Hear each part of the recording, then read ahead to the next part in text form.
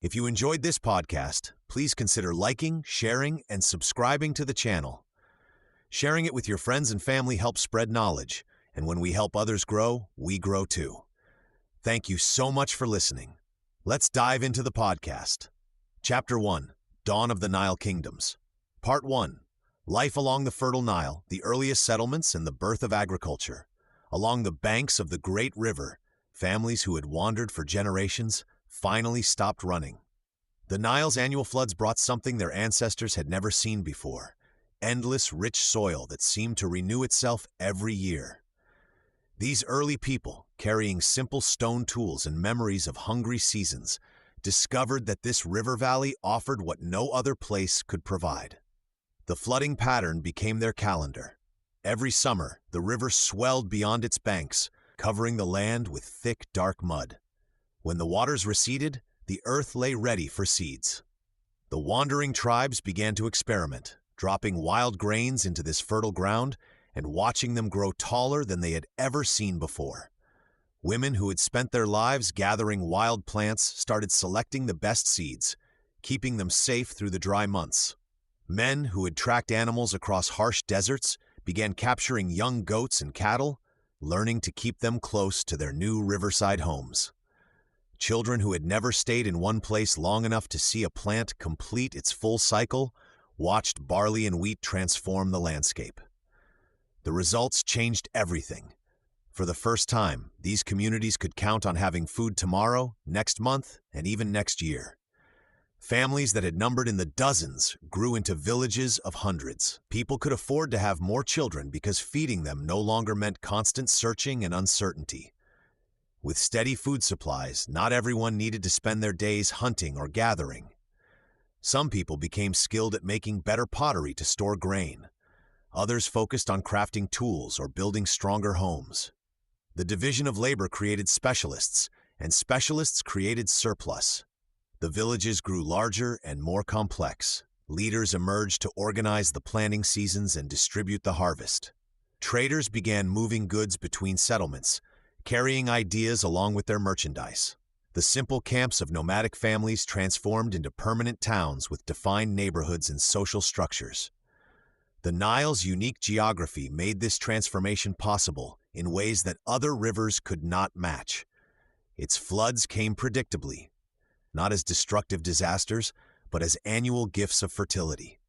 The surrounding deserts provided natural barriers against invasion, while the river itself served as a highway connecting all communities along its length. These agricultural communities became the foundation stones of something much larger. Their surplus food would eventually feed the armies of pharaohs. Their organizational skills would evolve into the complex bureaucracies needed to move massive stone blocks. Their growing populations would provide the workforce for monuments that still stand today. As these riverside villages prospered and multiplied, they began to eye each other with new interest. Surplus meant power, and power meant the possibility of controlling even more of the river's bounty. The stage was set for ambitious leaders to dream of uniting all these scattered communities under single rule. Part 2, Rivalry and Unification.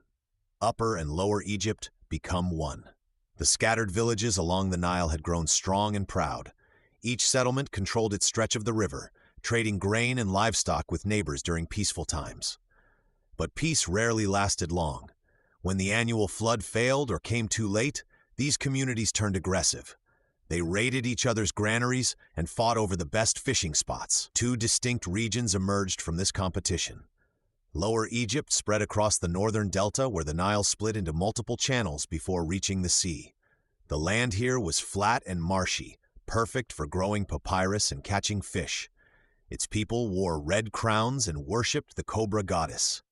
Upper Egypt stretched south along the narrow river valley, hemmed in by desert cliffs. These southern communities grew strong from controlling gold mines and trade routes. They chose the vulture as their symbol and crowned their leaders with tall white headpieces. For generations, these two lands eyed each other with suspicion. Border towns changed hands regularly as local chiefs tested their strength. Some years brought uneasy truces. Other seasons erupted in open warfare as armies clashed near the point where the valley widened into the delta. An ambitious ruler from Upper Egypt named Narmer changed everything around 3100 BCE. Unlike previous chiefs who fought for temporary advantage, Narmer dreamed of permanent control. He understood that whoever commanded both regions would control the entire Nile from source to sea. No enemy could threaten such a kingdom because the surrounding deserts formed natural barriers. Narmer's campaign was swift and decisive. His southern warriors were battle-hardened from desert fighting. They overwhelmed the delta communities one by one, using superior bronze weapons and organized tactics. The final battle took place near Memphis, where the valley met the delta. When Lower Egypt's forces broke and fled, Narmer stood victorious over both lands. But Narmer proved as clever in peace as in war. Rather than ruling as a foreign conqueror, he adopted symbols from both regions. He wore the red crown of Lower Egypt and the white crown of Upper Egypt, sometimes combining them into a double crown. His artists carved scenes showing him defeating enemies while also making offerings to both northern and southern gods. This symbolic unity mattered as much as military victory. People throughout the Nile Valley began seeing themselves as part of something larger than their local village. They shared a common ruler, common gods, and common enemies in the desert tribes beyond their borders. Farmers in the delta and miners in the south all served the same pharaoh. The unified kingdom created new possibilities. Surplus grain from the fertile delta could feed workers in the southern quarries. Gold from Upper Egypt could pay for cedar wood shipped from distant lands. Most importantly, the combined population could undertake projects no single village could imagine. The age of scattered settlements was ending. Egypt was ready to build monuments that would outlast the ages. Part 3. Divine Kings and Sacred Order. The Pharaoh Rises. The unified kingdom now faced a crucial question. Who would rule this vast land stretching from the Mediterranean to the cataracts? The answer emerged in the form of the pharaoh, but this was no ordinary king. The early rulers discovered something remarkable about leadership in Egypt. Simply commanding armies or collecting taxes was not enough to hold together such a diverse realm. The pharaoh became something entirely new in human history. He was not just a man who ruled Egypt, he was Egypt itself. This revolutionary idea changed everything about how power worked along the Nile. The king was no longer merely appointed by men or chosen through strength. Instead, he was believed to be a living god, born of divine blood and destined to maintain the cosmic order. This divine nature solved a practical problem. How could one man control millions of people scattered across hundreds of miles? The answer lay in Ma'at, the ancient concept of cosmic balance and truth. The pharaoh was not just responsible for earthly matters like trade and warfare. He was the guardian of Ma'at itself, the force that kept the sun rising, the Nile flooding, and the seasons turning. Every morning when the pharaoh performed his sacred rituals, Egyptians believed he was literally keeping the world in balance. When he decreed new laws or ordered construction projects, he was not acting from personal desire but fulfilling his divine duty. This belief transformed rebellion from mere political opposition into cosmic sin. The royal court became a sacred institution.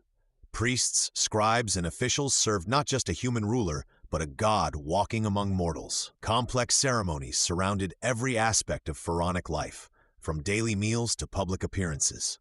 These rituals reinforced the king's divine status while creating a hierarchy of officials who shared in his sacred authority. This system justified extraordinary demands on the population.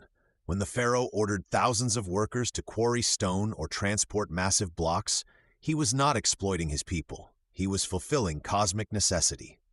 The monuments he built were not vanity projects, but essential structures that maintained divine order and ensured Egypt's prosperity. The social structure crystallized around this divine kingship. Nobles derived their authority from proximity to the pharaoh. Craftsmen gained prestige by working on royal projects. Even farmers understood their role in supporting the divine order through taxes and labor service. Everyone had a place in this sacred hierarchy. This revolutionary form of government created unprecedented possibilities. Previous rulers could only mobilize their immediate followers for short periods. The pharaoh could command the entire kingdom's resources for decades-long projects. The divine nature of his authority meant that monumental construction was not just possible, but religiously necessary. The stage was now set for achievements that would amaze the world. With divine authority backing every decree and cosmic order justifying massive undertakings, Egypt was ready to attempt the impossible, building monuments that would demonstrate the pharaoh's divine power for all eternity. Part 4. Invention and Identity: Writing, Beliefs, and Social Structures. The pharaoh's divine authority was powerful, but it needed tools to work effectively across thousands of miles of kingdom. Around 3200 BCE, Egyptian scribes began developing something that would change everything: a system of pictures and symbols that could capture human thoughts on stone and papyrus. These hieroglyphs started simple, with a bird meaning bird and a house meaning house. But soon they grew complex, able to record laws, taxes, prayers, and the pharaoh's commands. Writing transformed how Egypt operated. Before hieroglyphs, royal orders traveled by word of mouth, changing with each telling. Now the pharaoh's exact words could reach distant provinces unchanged. Tax collectors could record precisely what each farmer owed. Priests could preserve religious ceremonies word for word. The kingdom's memory became permanent. This written language served the gods as much as the government. Egyptians believed their gods created the world through spoken words, so capturing those divine words in writing made them eternally powerful. Hieroglyphs carved on temple walls weren't just decoration. They were living prayers that worked forever. When scribes wrote the pharaoh's name, they made his divine essence permanent. The people who could read and write these sacred symbols became incredibly valuable. Scribes formed an educated class between the pharaoh and common workers. They ran the government offices, calculated grain supplies, and recorded religious rituals. A young man who mastered hieroglyphs could rise from a farmer's son to the pharaoh's advisor. But Egyptian society was becoming more than just pharaoh, scribes, and farmers. A complex pyramid of people emerged. At the top sat the pharaoh, then his family and highest priests. Below them came provincial governors, military commanders, and wealthy merchants. Next were skilled craftsmen, artists, and lower priests. Regular farmers and workers filled the broad base, while slaves occupied the bottom. This wasn't random inequality. Egyptians believed the gods designed this social order to mirror heaven itself. Each person's position was sacred, determined by divine will. A farmer served the gods by growing grain. A craftsman honored them by creating beautiful objects. Even slaves played their part in the cosmic plan. These beliefs shaped daily life completely. Families taught children their proper place from birth. Sons learned their father's trade.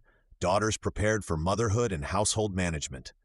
Moving between social levels was possible, but rare and usually required exceptional talent or royal favor. Religion provided meaning for this rigid system. Egyptians believed that after death, the gods would judge how well each person fulfilled their earthly duties. A farmer who worked hard and obeyed authority could expect paradise just as much as a wealthy noble. This promise made social inequality bearable while encouraging everyone to contribute their best efforts.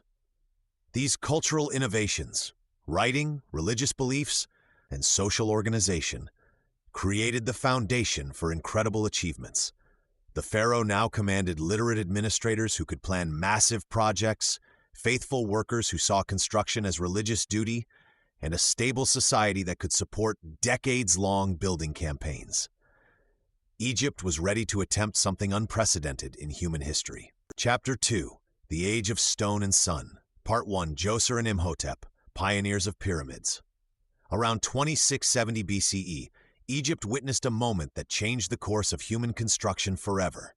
King Djoser sat on the throne of the Third Dynasty, ruling over a kingdom that had grown stable and prosperous. The early pharaohs before him had been buried in simple mastaba tombs, flat-topped rectangular structures made of mud brick that looked like giant benches scattered across the desert. But Djoser dreamed of something greater. He wanted a tomb that would reach toward the heavens themselves, a monument that would declare his divine power for all eternity. To achieve this vision, he turned to a man whose name would echo through history alongside his own: Imhotep. Imhotep was unlike any architect the world had ever seen. He served not just as a builder, but as Djoser's chief minister, high priest, and royal advisor. His mind worked like a master craftsman's hands, shaping ideas the way others shaped stone. When Djoser commissioned his eternal resting place, Imhotep saw an opportunity to revolutionize everything. The location chosen was Saqqara, a sacred burial ground where the desert's sands stretched endlessly under the burning sun. Here, Imhotep began with a traditional mastaba design, but as construction progressed, his vision expanded. Instead of stopping with one level, he decided to stack another mastaba on top, then another, and another. The workers watched in amazement as their project grew upward in 6 massive steps, each level smaller than the one below. This step pyramid rose 200 feet into the sky, dwarfing every structure that had come before it. The limestone blocks gleamed white against the golden sand, visible from miles away across the Nile Valley. This wasn't merely about size or spectacle. Imhotep had created something profound, a staircase to the heavens. Each step represented the pharaoh's journey from earthly ruler to divine being, climbing toward the gods in the afterlife. The pyramid's shape echoed the sacred Benben stone, the primordial mound from which all creation emerged according to Egyptian belief. The project required innovations that pushed Egyptian engineering to new limits. Imhotep organized thousands of workers into specialized teams. Stonecutters, haulers, and builders worked in perfect coordination. Underground, a maze of tunnels and chambers stretched deep into the bedrock, creating a subterranean palace for the king's eternal rest. The success of Djoser's step pyramid sent shockwaves through Egyptian society. Other nobles and future pharaohs saw what was possible when royal power combined with architectural genius. The age of pyramid building had begun, and there would be no turning back. The foundations were now set for even greater ambitions that would soon transform the Giza Plateau into humanity's most famous construction site. Part 2. Building Bureaucracy. Administration for Immortality. The success of Djoser's step pyramid created a new problem that Egypt had never faced before. How could a kingdom organize thousands of people to build monuments that would take decades to complete? The answer lay in creating a system that could turn royal dreams into stone reality through careful planning and endless paperwork. Egypt's rulers quickly realized that building pyramids required more than just vision and wealth. They needed an army of scribes, overseers, and administrators who could track every grain of wheat, every block of stone, and every worker's daily tasks. These men became the backbone of pyramid construction, sitting in small offices with papyrus scrolls spread before them, calculating how much food 20,000 workers would eat in a month. The corvée system became the engine that powered these massive projects. Every Egyptian man owed labor service to the pharaoh, just as they owed taxes. During flood season, when farming was impossible, entire villages would march to construction sites. Farmers became haulers, fishermen became builders, and craftsmen taught their skills to temporary workers. This wasn't slavery, but national service, where citizens contributed their strength to projects that would honor their god-king for eternity. Managing this human river required unprecedented organization. Scribes recorded the names of workers, their home villages, and their assigned tasks. They tracked how much bread, beer, and onions each crew consumed daily. Foremen reported progress to supervisors, who reported to overseers, who reported to the chief architect. Every level of this pyramid of command kept detailed records, creating an information network that stretched from the quarries to the pharaoh's palace. The logistics were staggering. Workers needed food, tools, shelter, and medical care. Boats carried limestone blocks down the Nile, while other vessels brought copper tools from distant mines. Bakeries operated around the clock, producing thousands of loaves daily. Breweries churned out beer that provided both nutrition and safe drinking water. Storage facilities held reserves for lean months when supplies ran short. Egypt's tax system evolved to support these projects. Provinces contributed not just grain and gold, but also specialized workers and materials. Memphis sent administrators, Aswan provided granite, and Delta regions supplied papyrus for endless documentation. The entire kingdom became a machine designed to transform raw materials and human effort into eternal monuments. This administrative revolution changed Egypt forever. The bureaucracy that emerged to build pyramids would govern the kingdom for thousands of years. It created a class of educated officials whose power rivaled that of priests and nobles. Most importantly, it proved that human organization could achieve the seemingly impossible when properly directed. As the Fourth Dynasty prepared to take power, they inherited this sophisticated system. The new pharaohs would soon discover that with such efficient administration at their disposal, they could attempt projects that would dwarf even Djoser's magnificent achievement. The stage was set for ambitions that would reach toward the heavens themselves. Part 3. The Solar Religion and Pyramid Symbolism. As dawn broke over the Nile, Egyptian priests watched the sun god Ra emerge from the underworld, his golden rays piercing the darkness like divine spears thrust down from heaven. This daily miracle shaped how Egyptians understood life, death, and the journey between worlds. The pharaoh, as Ra's earthly son, needed more than administrative efficiency to reach the afterlife. He required a cosmic pathway that would carry his soul back to its divine father. The pyramid's triangular face captured this sacred geometry perfectly. When sunlight struck its polished limestone surface, the structure became a frozen sunbeam, its apex pointing toward Ra's celestial realm. Egyptian architects understood this symbolism deeply. They positioned pyramids on the west bank of the Nile, where Ra descended each evening into the underworld, creating a sacred landscape where earthly monuments mirrored heavenly movements. Inside the pyramid, religious ceremonies prepared the pharaoh for his divine transformation. Priests performed complex rituals that transformed the dead king from mortal ruler into eternal god. The pyramid's internal chambers were not simple burial rooms, but sacred spaces designed for cosmic rebirth. Narrow shafts pointed toward specific stars, creating channels through which the pharaoh's soul could travel to join the imperishable stars that never set below the horizon. The pyramid complex extended far beyond the main structure. Mortuary temples connected to the pyramid housed daily offerings to sustain the pharaoh's spirit. Causeway corridors linked these temples to valley temples near the Nile, creating a sacred journey that mirrored the sun's daily passage across the sky. Every architectural element served the ultimate goal of divine resurrection. Ra's priests gained tremendous influence during this period. They convinced pharaohs that pyramid building was not royal vanity, but religious necessity.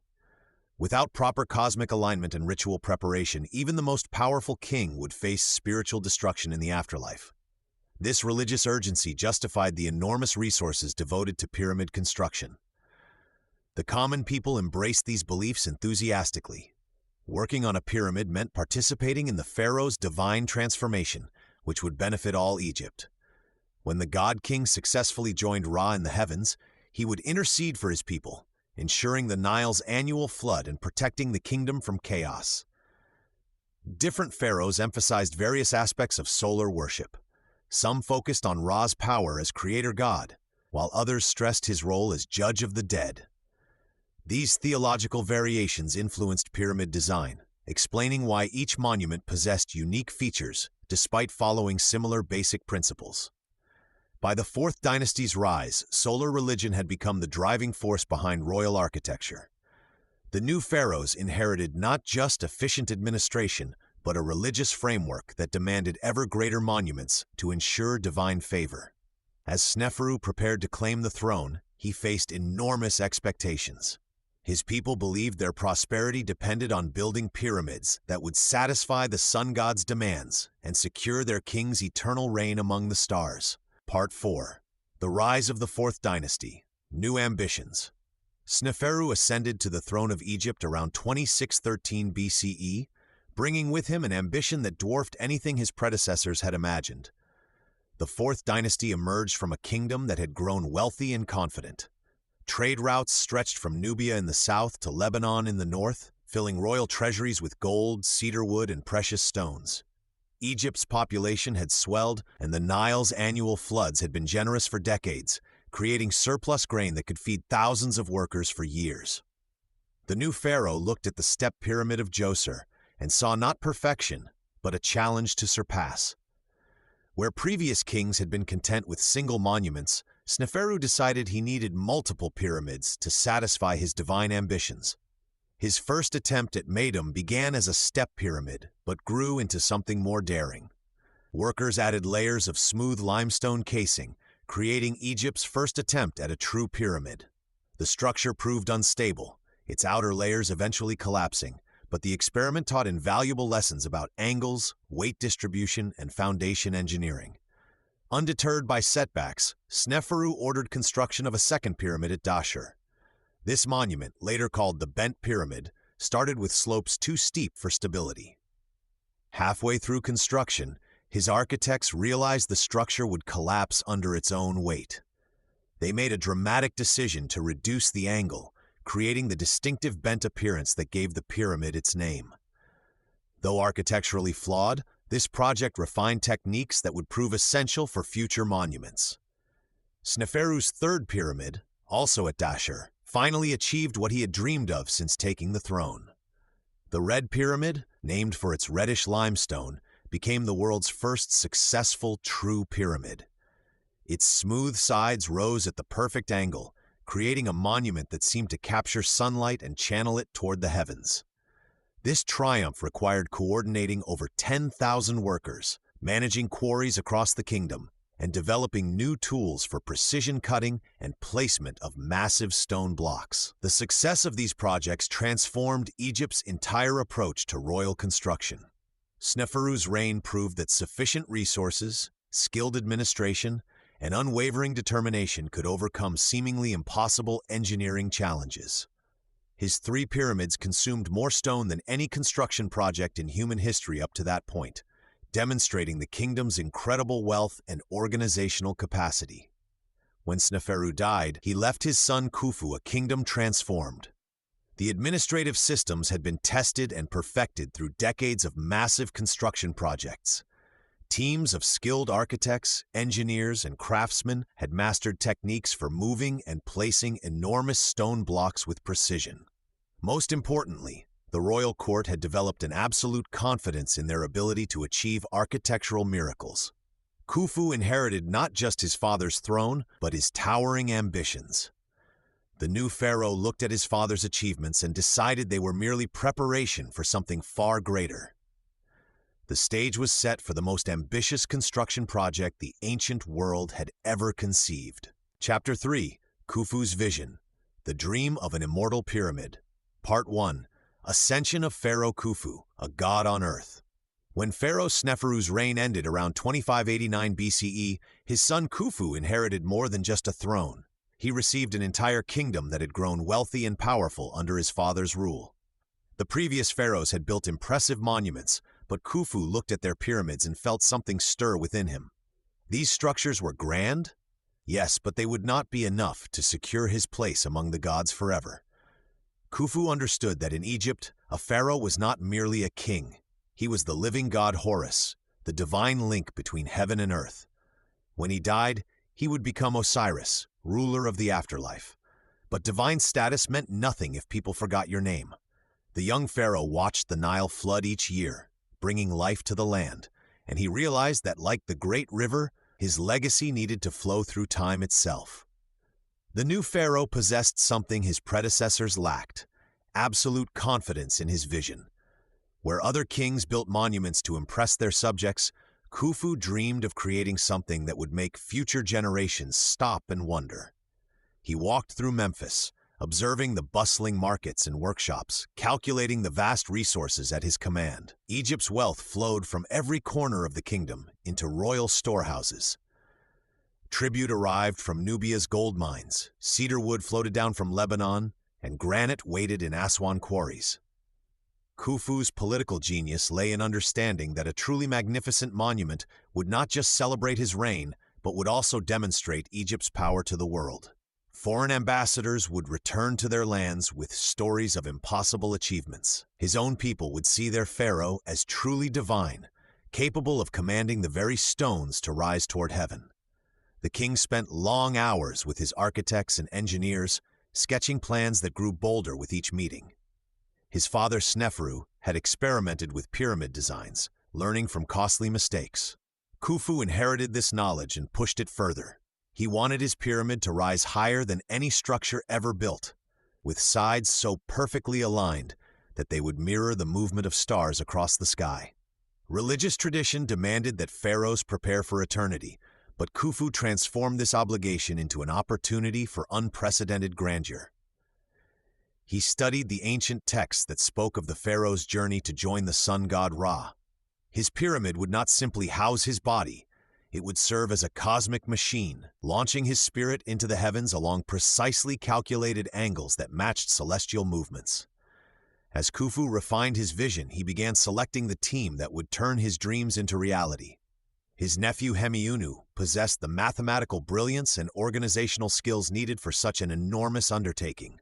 Together, they would mobilize an entire nation's resources, creating not just a tomb, but a wonder that would define Egyptian civilization forever.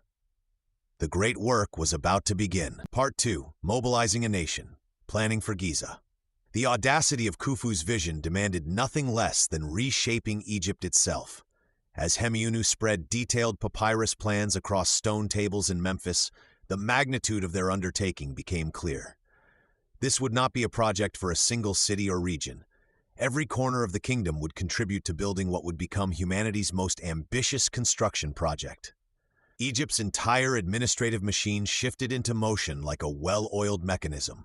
Scribes dispatched urgent messages along the Nile, their boats racing to distant provinces with royal commands. Governors received detailed lists specifying exactly what their regions must provide: granite from Aswan's quarries, copper tools from Sinai's mines, rope and timber from the Delta's workshops. The pharaoh's word carried absolute authority, but this project required more than royal decree. It demanded careful coordination of resources that had never been attempted on such a scale. The Nile became Egypt's highway for an endless procession of materials. Sturdy boats designed specifically for heavy cargo began their journeys from quarries hundreds of miles south.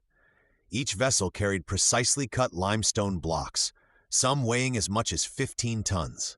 Skilled boat captains learned to navigate these loads through the river's seasonal changes, timing their trips to match the annual flood that would lift their heavy cargo closer to Giza's plateau. Workforce mobilization presented equally complex challenges. Egypt's population numbered perhaps 3 million people, scattered across farming villages and urban centers. Hemiunu's administrators calculated they needed roughly 20,000 workers at Giza during peak construction seasons. These would not be slaves dragged in chains, as later stories would claim, but organized teams of skilled craftsmen, seasonal laborers, and permanent crews who took pride in serving their god-king. The logistics of feeding and housing this massive workforce required revolutionary planning. Royal architects designed worker villages complete with bakeries, breweries, and medical facilities. Farmers throughout Egypt received orders to increase grain production, knowing their surplus would feed the pyramid builders. Cattle herds were expanded to provide meat and leather. Even fish from the Nile were dried and stored in vast quantities. Transportation networks expanded rapidly across the kingdom. New roads connected quarries to river ports. Wooden sledges strong enough to move massive stone blocks were constructed by the hundreds. Ropes thick as a man's arm were woven from palm fibers and flax. Bronze tools were forged in quantities that would have equipped entire armies. Every craft specialization in Egypt contributed something essential to the project. The scale of preparation revealed Egypt's remarkable state capacity. Only a civilization with sophisticated record-keeping, efficient communication systems, and centralized authority could coordinate such complexity. Regional governors became project managers, village headmen became supply coordinators, and skilled craftsmen became team leaders in humanity's first massive construction project. As materials began arriving at Giza and worker camps took shape around the plateau, Khufu's dream was transforming from vision into reality. The infrastructure was in place, the workforce was gathering, and the materials were flowing like tributaries feeding a great river. Now everything depended on the master builders, who would transform these raw elements into immortal stone. Part 3. Hemiunu and the Master Builders. When the massive stones began arriving at Giza and the first worker camps dotted the desert horizon, Pharaoh Khufu knew his vision needed more than royal will to become reality. The project demanded someone who could transform chaos into order, someone who understood both the sacred mathematics of divine architecture and the practical challenges of moving mountains. That person was Hemiunu, Khufu's own nephew and the most brilliant mind in the kingdom. Hemiunu carried royal blood, but his true power came from his extraordinary ability to see patterns where others saw impossibility. While other nobles focused on court ceremonies and political intrigue, Hemiunu spent his days studying engineering problems and organizing vast teams of workers. He possessed the rare combination of royal authority and technical genius that made him the perfect choice to lead humanity's most ambitious construction project. The challenge facing Hemiunu was staggering. Thousands of workers from across Egypt were converging on Giza, each bringing different skills, languages, and traditions. Stonecutters from Aswan worked alongside rope makers from Memphis. Boat builders from the Delta collaborated with mathematicians from Thebes. Without strong leadership, this diverse army of craftsmen could easily dissolve into confusion and conflict. Hemiunu created something revolutionary, the world's first large-scale project management system. He divided the workforce into specialized teams, each with clear responsibilities and chain of command.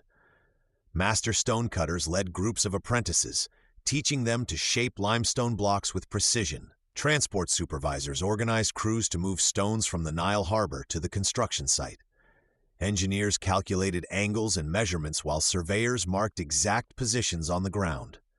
Communication became crucial as the project grew. Hemiunu established a network of foremen who could relay instructions across the massive worksite. Each team received specific targets and deadlines, creating accountability throughout the organization. Workers understood not just their individual tasks, but how their efforts connected to the greater purpose of building Khufu's eternal resting place. The master builder's greatest innovation was recognizing that different skills required different management approaches. Artistic craftsmen needed creative freedom within defined parameters, while manual laborers worked best with clear, repetitive instructions. Hemiunu adapted his leadership style to match each group's needs, earning respect from intellectuals and common workers alike. As weeks turned to months, Hemiunu's organizational genius began showing results. The chaotic early days gave way to smooth coordination. Teams worked in harmony, passing materials efficiently from one stage to the next. Quality remained consistently high as skilled craftsmen trained their apprentices to meet exacting standards. Standing on the Giza plateau each morning, Hemiunu watched his human machine come to life. Thousands of people moved with purpose across the construction site, their individual efforts combining into something greater than anyone had imagined possible. The foundation was ready to be laid, the workers were trained and organized, and the greatest building project in human history was about to begin in earnest. Part 4. Engineering Marvels, Quarries, Boats, and Tools. The morning sun cast long shadows across the limestone quarries of Tura as hundreds of workers began their daily battle with stone. These quarries, located on the east bank of the Nile, held the secret to Khufu's dream. The pure white limestone found here would form the outer casing of the pyramid, creating a surface so smooth it would gleam like a beacon across the desert. Master quarrymen had developed techniques passed down through generations, but Khufu's project demanded innovation on a scale never before attempted. They learned to read the stone like a language, identifying natural fractures and weak points where copper tools could bite deep. Workers drove wooden wedges into carefully placed slots, then soaked them with water. As the wood expanded, it split massive blocks from the quarry face with thunderous cracks that echoed across the Nile Valley. Each block weighed as much as 15 men, yet workers moved them with surprising grace using copper tools, wooden levers, and ramps carved directly into the quarry walls. The precision required was extraordinary. Every stone had to meet exact specifications, cut square and true to fit perfectly into the pyramid's design. Skilled craftsmen used plumb lines, squares, and measuring rods to ensure each block would align with mathematical perfection. The real challenge began when these massive stones reached the Nile. Egyptian shipbuilders had constructed vessels unlike any seen before, designed specifically for transporting pyramid stones.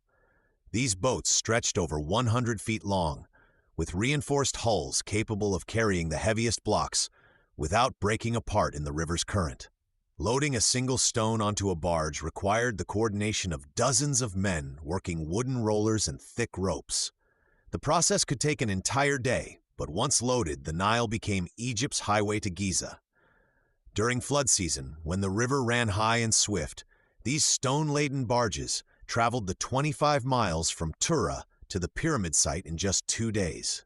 At temporary harbors near Giza, workers had constructed elaborate ramps and platforms for unloading. They had learned to time these operations with the Nile's natural rhythms, moving the heaviest stones when water levels were highest and the current strongest. Every aspect of this system had been refined through trial and error, creating a supply chain that could deliver the thousands of blocks needed each month. The tools themselves represented 4,000 years of Egyptian craftsmanship evolution. Copper chisels hardened with arsenic cut through limestone with surprising efficiency.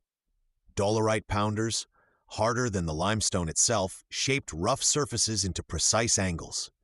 Workers had even developed specialized tools for different types of cuts, each designed for maximum efficiency in skilled hands. As blocks arrived at Giza, they entered a final phase of preparation. Master stonemasons made minute adjustments, ensuring each piece would fit exactly into Hemiunu's grand design. The foundation was ready, the supply lines established, and the most sophisticated construction system in the ancient world was operating at full capacity. Everything was now in place for the actual building to begin. Part 5. The Laying of Foundations, Breaking Ground at Giza. The morning sun cast long shadows across the Giza plateau as hundreds of workers gathered for a moment that would change Egypt forever. Khufu himself stood at the center of the chosen site, his golden crown catching the first rays of dawn. This was no ordinary day of labor. This was the sacred beginning of his eternal home. The site selection had taken months of careful study. Hemiunu and his team of surveyors had examined every inch of the rocky plateau, searching for the perfect location. They needed solid bedrock that could support millions of tons of stone. They needed a position that aligned perfectly with the cardinal directions. Most importantly, they needed a spot that would command the horizon, visible from the Nile and the capital city of Memphis below. Using simple but ingenious methods, the surveyors had achieved something remarkable. They filled trenches with water to create perfect level lines across the uneven ground. They used the stars themselves as guides, tracking the movement of celestial bodies to determine true north with stunning precision. When they finished, the foundation area was leveled to within just 2 centimeters across its entire surface. The ceremony began with prayers to the gods who would protect this sacred work. Priests burned incense and chanted ancient words, while Khufu performed the ritual of stretching the cord. This age-old ceremony involved the pharaoh and high priests using ropes to mark the pyramid's exact boundaries, connecting the earthly construction to the divine order of the heavens. Workers watched in respectful silence as their god-king drove the first ceremonial stake into the ground. This single act transformed the plateau from empty land into something sacred. Every stone placed here would now be part of Khufu's journey to the afterlife, and every worker would be contributing to something far greater than themselves. The actual groundbreaking required incredible skill and patience. Teams of workers began the painstaking process of cutting into the bedrock itself. They created a perfectly square outline in the stone, each side measuring exactly 230 meters. This foundation had to be flawless because every course of stone built upon it would multiply any error thousands of times over. As workers cleared debris and shaped the bedrock, the plateau began to transform. What had been rough, uneven ground became a precise geometric form. The foundation stones, each weighing several tons, were lowered into position with careful precision. Master masons checked and rechecked every angle, every measurement, every joint between the massive blocks. The sound of hammers on stone echoed across the desert as the first complete course of foundation stones took shape. Workers moved with practiced efficiency, guided by foremen who understood that this foundation would determine the success of everything that followed.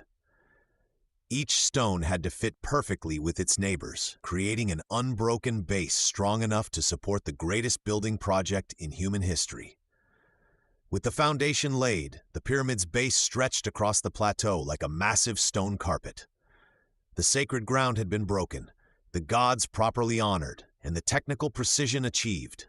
Khufu's eternal monument now had its earthly anchor, ready to rise toward the heavens stone by stone. Chapter 4. Building the Wonder Part 1. Raising the blocks, labor, ramps, and precision. The true challenge began when the massive limestone blocks reached the base of the rising pyramid. Each stone weighed as much as 15 men, yet thousands of them had to climb hundreds of feet into the sky. The workers faced a problem that would test every bit of human ingenuity available in ancient Egypt. Teams of builders constructed enormous ramps that spiraled around the growing pyramid like a giant staircase. Some scholars believe these ramps wrapped around the outside, while others think they tunneled through the interior.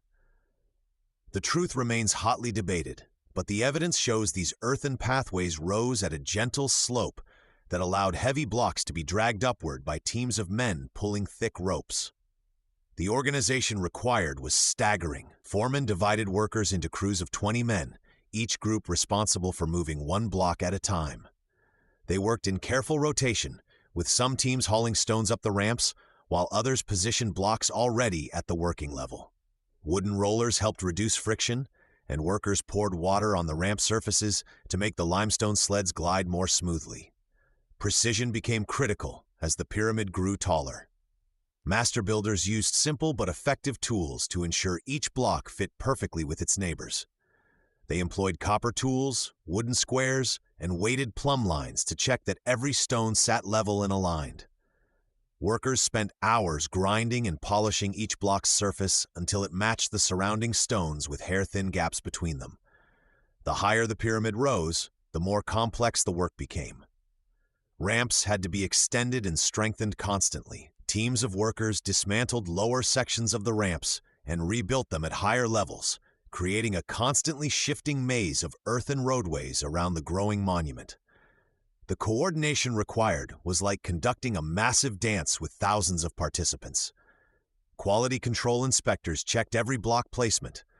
They rejected stones that didn't meet exact specifications, sending them back down the ramps for reworking. This attention to detail explains why the Great Pyramid's base varies by less than an inch from perfect level across its entire foundation. The physical demands pushed human endurance to its limits. Workers developed calloused hands and powerful muscles from years of rope pulling and stone moving. Many bore scars from accidents, yet they continued because this work provided steady food, housing, and respected status in Egyptian society. By the pyramid's completion, workers had moved over 2 million stone blocks. Each one carried up those temporary ramps by human strength alone. The ramps themselves represented an engineering achievement nearly as impressive as the pyramid, requiring precise calculations to maintain proper slopes while supporting incredible weight. As the final courses of stone reached toward the sky, the massive ramp system began its transformation into something even more remarkable, the foundation for the pyramid's gleaming outer shell. Part 2. Life at the construction site. Workers, villages, and daily routines. The workers who transformed those massive ramps into gleaming monuments lived in carefully planned villages that archaeologists have only recently discovered. These settlements, located southeast of the Great Pyramid, housed thousands of skilled craftsmen and laborers who dedicated their lives to this monumental project.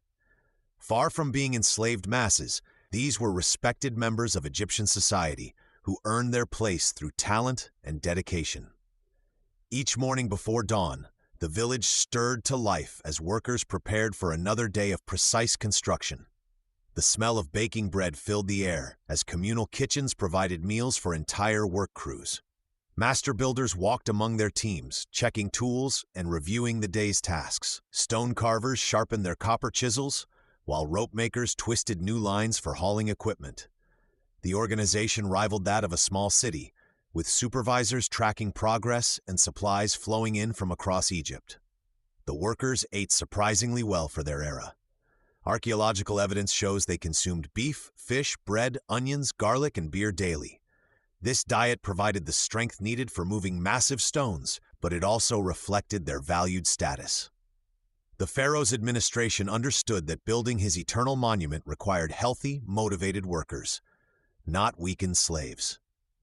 Medical care accompanied the good food, with healers treating injuries and maintaining worker health throughout the decades-long construction. Different skilled groups lived in separate areas of the village. Stone cutters occupied one district, while ramp builders lived in another. Copper toolmakers had their own workshops near furnaces that glowed day and night. This specialization created a complex social structure where master craftsmen commanded respect and trained apprentices in techniques passed down through generations.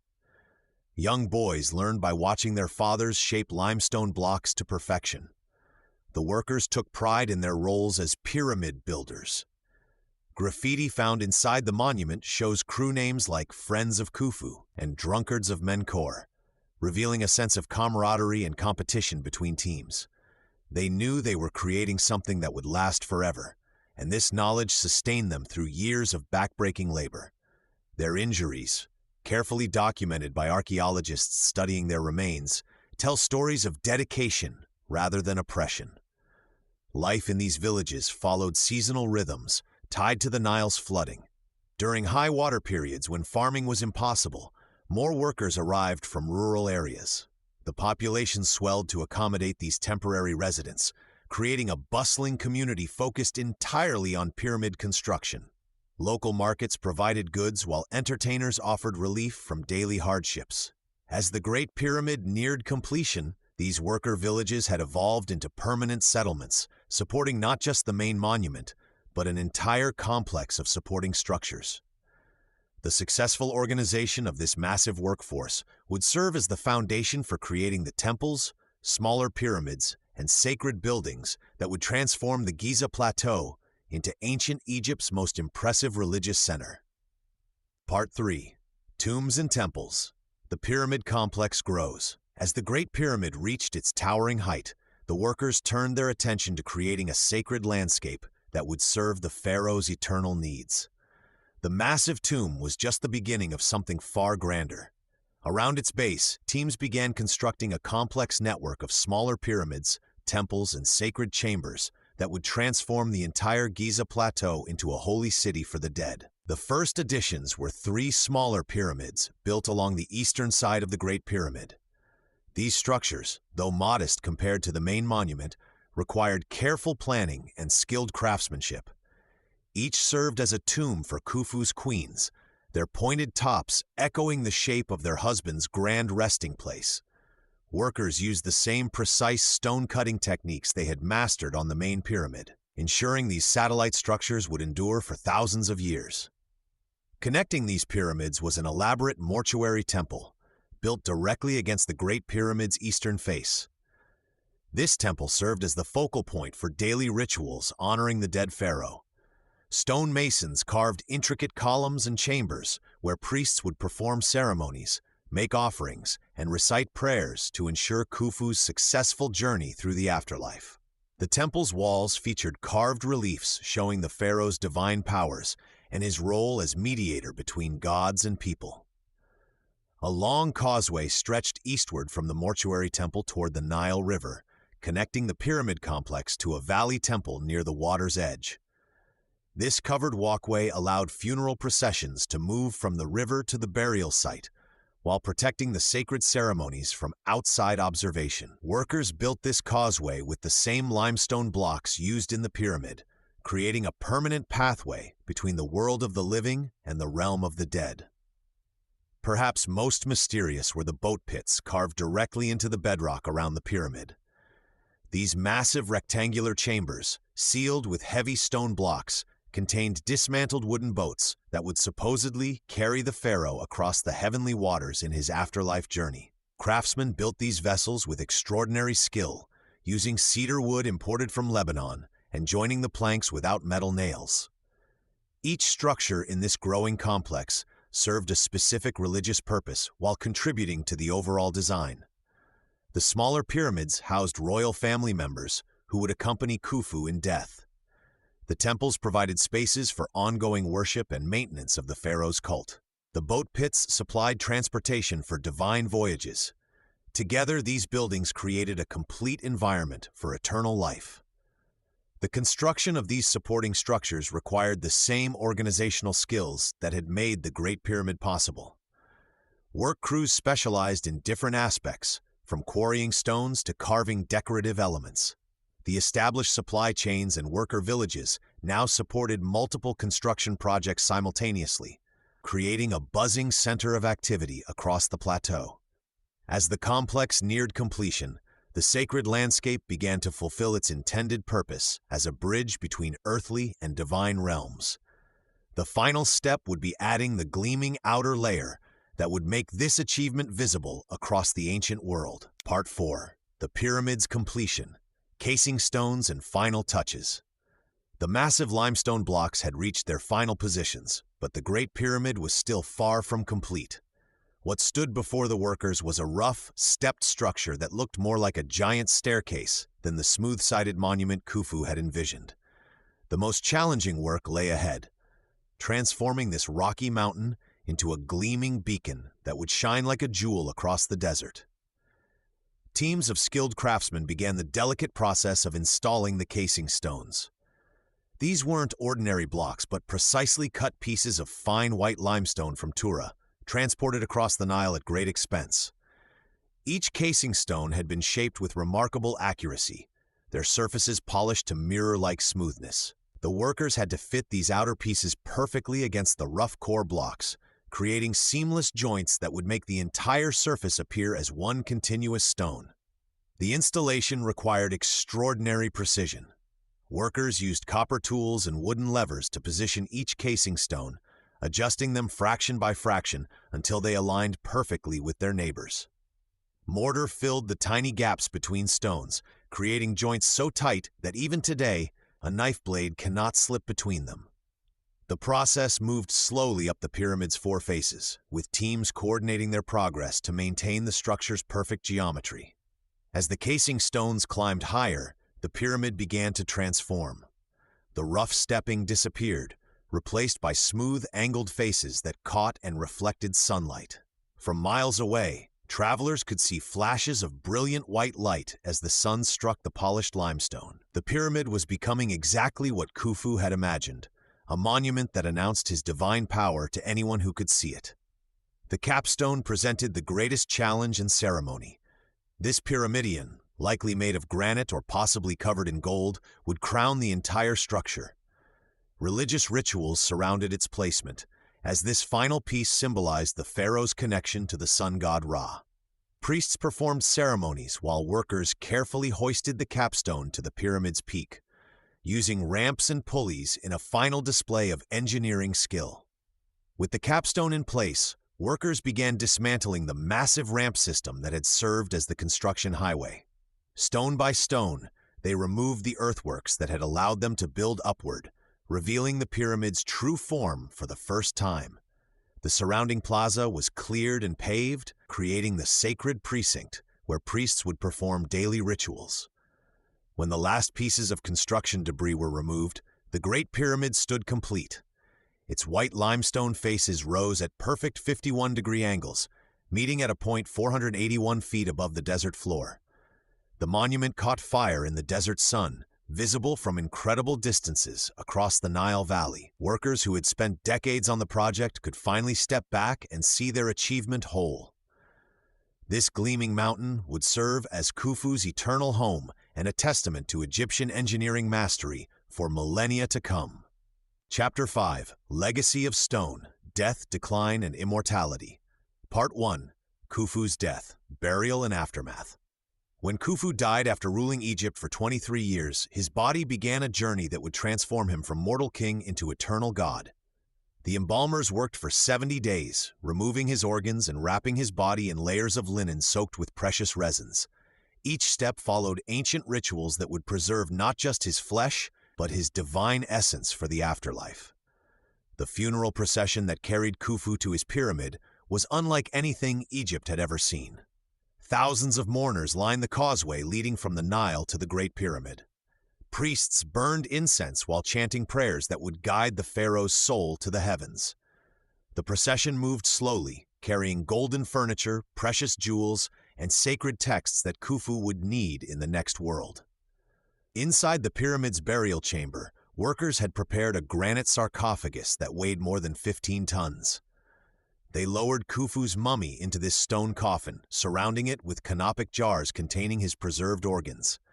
Golden amulets covered his body, each one inscribed with spells from the pyramid texts that would protect him during his journey through the underworld. The burial chamber itself became a sacred space where earth met heaven. The narrow shafts pointing toward specific stars allowed Khufu's soul to travel directly to the gods. Every wall inscription, every golden object, every architectural detail reinforced the message that this was not just a tomb, but a launching pad for divine transformation. Once the burial was complete, massive granite blocks sealed the chamber forever. The pyramid's entrance was hidden and the causeway covered, but the monument's true power was just beginning. For ordinary Egyptians, the completed pyramid proved that their pharaoh had successfully joined the gods. They could see this mountain of stone rising from the desert, a permanent reminder that divine kingship was real and eternal. The pyramid changed how Egyptians thought about death and power. No longer was the pharaoh's divinity something they had to take on faith. Here was physical proof, built from 2 million stone blocks, that their king possessed godlike abilities. If Khufu could move mountains, he could certainly intercede with the gods on behalf of his people. This belief transformed Egyptian society in profound ways. Local governors began building smaller pyramids for themselves, hoping to share in this divine power. Craftsmen developed new techniques for creating eternal monuments. Priests expanded the funeral rituals, making them more elaborate and meaningful. The Great Pyramid became the standard by which all future pharaohs would measure themselves. They had seen what divine kingship could accomplish when focused with absolute determination. Each new ruler would face the same question: how could they prove their own godhood to match what Khufu had achieved? This challenge would drive Egyptian civilization to even greater heights, while eventually contributing to its exhaustion. Part 2. The influence of Giza. Pyramid building continues. The moment Khufu's sarcophagus was sealed within his pyramid, something extraordinary happened across Egypt. Word spread from Memphis to the southern borders that the god king had achieved the ultimate victory over death itself. His pyramid stood as proof that mortals could indeed build their way to immortality. Every pharaoh who followed would measure themselves against this towering achievement. Jedefre, Khufu's son, felt the weight of this legacy immediately. He chose a site north of Giza for his own pyramid, determined to build it higher than his father's monument. Yet his pyramid remained unfinished at his death, a stark reminder that matching Khufu's success required more than ambition. The resources needed were enormous, and Egypt's wealth was not endless. Khafre, another of Khufu's sons, took a different approach. He built his pyramid right beside his father's at Giza, making it appear equally magnificent through clever positioning on higher ground. To complete his complex, he carved the Great Sphinx from the bedrock, creating a guardian with his own face to watch over the royal tombs forever. This showed how later pharaohs adapted Khufu's vision rather than simply copying it. The Fourth Dynasty became obsessed with pyramid building. Menkaura added the third Great Pyramid at Giza, though it was notably smaller than his predecessors. The message was clear. Each generation struggled to match what came before. The techniques perfected for Khufu's pyramid spread throughout Egypt as master builders trained new craftsmen in the precise methods needed for such massive construction. Local governors and wealthy nobles began building smaller pyramids for themselves, hoping to share in the divine power these monuments seemed to contain. Towns across Egypt sprouted miniature versions of the Great Pyramids, creating a landscape dotted with stone monuments to eternity. The pyramid shape became Egypt's signature, recognized from the Mediterranean to Nubia as the mark of Egyptian power. Religious practices evolved around the pyramid model established at Giza. Priests developed more elaborate funeral rites, incorporating the architectural symbolism Khufu had created. The pyramid complex became the template for royal burials, with mortuary temples, causeways, and subsidiary pyramids becoming standard features that later pharaohs felt compelled to include. But this monument-building fever came at a tremendous cost. Egypt's resources were stretched thin as each ruler tried to outdo their predecessors. Stone quarries worked overtime, the Nile filled with transport boats carrying massive blocks, and entire communities dedicated their lives to pyramid construction. The kingdom's wealth flowed into these eternal monuments, while the infrastructure of daily life received less attention. The technical knowledge gained from building Khufu's pyramid advanced Egyptian engineering dramatically. Architects learned to calculate precise angles, engineers mastered moving enormous weights, and astronomers perfected celestial alignments. These skills would serve Egypt well in other projects, but they also created expectations that each new pharaoh must demonstrate similar mastery over the impossible. As the 5th and 6th dynasties continued this tradition, the pyramids grew smaller and less precise. The golden age of pyramid building was passing, but its influence remained absolute. Every pharaoh still needed their pyramid, their gateway to the afterlife, their proof of divine authority. The Great Pyramid had created a standard that would define Egyptian kingship for centuries, even as the kingdom's ability to meet that standard began to weaken under the enormous costs of eternal glory. Part 3. The Fall of the Old Kingdom, Decay and Famine. The weight of building eternal monuments began to crush the very kingdom that created them. As each pharaoh demanded their own pyramid, the royal treasury emptied faster than the Nile's annual flood could refill it. The massive workforce needed for construction pulled farmers from their fields, leaving fewer hands to grow the grain that fed the nation. Around 2180 BCE, nature itself turned against Egypt. The Nile, the lifeblood of civilization, began to fail. For 7 consecutive years, the great river barely rose during flood season. The muddy waters that normally covered the farmlands and deposited rich soil retreated, leaving behind cracked earth and withered crops. Granaries that once overflowed with wheat and barley stood empty. Famine stalked the land. Common people gnawed on leather and ate grass to survive. Bodies of the starved lined the roads between villages. The pharaoh, once seen as a god who controlled the Nile's flow, appeared powerless against this natural disaster. His divine authority crumbled as quickly as dried mud in the desert sun. Regional governors, called nomarchs, watched their provinces suffer while Memphis demanded tribute for yet another royal tomb. These local rulers began keeping grain and wealth for their own people instead of sending it to the capital. Why should they obey a pharaoh who could not even make the river flood? Some nomarchs declared independence, carving out their own small kingdoms from the edges of the dying empire. The central government fractured like a broken pottery jar. Civil war erupted as different claimants fought for the throne. Brothers battled brothers, each claiming divine right to rule a kingdom that was falling apart. The great bureaucracy that had organized pyramid construction dissolved into chaos. Skilled craftsmen abandoned their workshops to search for food. The master builders who had moved 2 million-ton blocks now struggled to find their next meal. Trade collapsed as merchants feared traveling through lawless territories. The cedar wood from Lebanon, the gold from Nubia, and the precious stones that had adorned royal tombs no longer flowed into Egypt. The sophisticated economy that had supported massive construction projects simply vanished. Within a generation, the old kingdom that had built the Great Pyramid was gone. The age of giant monuments ended not with a grand finale, but with empty stomachs and abandoned building sites. Provincial warlords ruled from fortified towns while jackals roamed the ruins of once magnificent temples. Yet even as the kingdom crumbled, the Great Pyramid stood unchanged on the Giza plateau. Its massive stones bore witness to both the heights of Egyptian power and the depths of its collapse. The monument that had once symbolized eternal strength now served as a reminder that even the mightiest civilizations could fall when they forgot to care for their people as much as their kings. Part 4. Echoes through time. The pyramid as eternal symbol. As centuries passed after the Old Kingdom's collapse, something remarkable happened.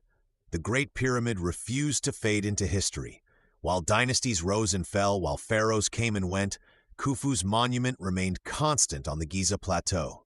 It became more than just a tomb or even a symbol of royal power. It transformed into something eternal. The ancient Egyptians themselves never forgot the pyramid's importance. During the Middle Kingdom, when stability returned to Egypt, Pilgrims would journey to Giza to marvel at the ancient wonder. They left graffiti on the stones, much like tourists today, expressing their awe at the engineering feat their ancestors had accomplished. New Kingdom pharaohs like Ramesses II placed statues near the pyramid, hoping some of its glory would reflect on their own reigns. When Alexander the Great conquered Egypt, he too visited the pyramid. The Greeks were amazed by its mathematical precision and scale. They declared it one of the 7 wonders of the world, ensuring its fame would spread throughout the Mediterranean. Roman emperors made pilgrimages to see the monument, with some even attempting to explore its internal chambers. As Egypt became part of the Islamic world, the pyramid took on new meanings. Arab historians wrote detailed accounts of its construction, often mixing fact with legend. They spoke of secret chambers filled with ancient wisdom and treasures beyond imagination. Medieval explorers tunneled into the structure, seeking these mythical riches, leaving scars that remain visible today. The Renaissance brought European scholars to Egypt, and the pyramid captured their scientific imagination. They measured its angles, calculated its proportions, and marveled at the precision of its construction. Napoleon's scholars documented every detail they could find, sparking European fascination with ancient Egypt that continues today. Modern archaeology has revealed the pyramid's true story, not built by slaves, but by skilled workers who were well-fed and respected. Yet this reality somehow makes the achievement even more impressive. The pyramid represents human cooperation on a massive scale, thousands of people working together toward a common goal. Today, the Great Pyramid stands as the last surviving wonder of the ancient world. It has inspired countless buildings, from the Washington Monument to the Louvre's Glass Pyramid. Movies, books, and television shows continue to feature it as a symbol of mystery and ancient wisdom. Millions of visitors each year stand before its massive stones, feeling the same awe that has gripped humanity for over 4,000 years. The pyramid endures because it represents something fundamental about human nature, our desire to create something larger than ourselves, something that will outlast our brief time on Earth. In achieving this goal so completely, Khufu's monument became immortal in ways the pharaoh himself could never have imagined. It remains humanity's most successful attempt to build forever,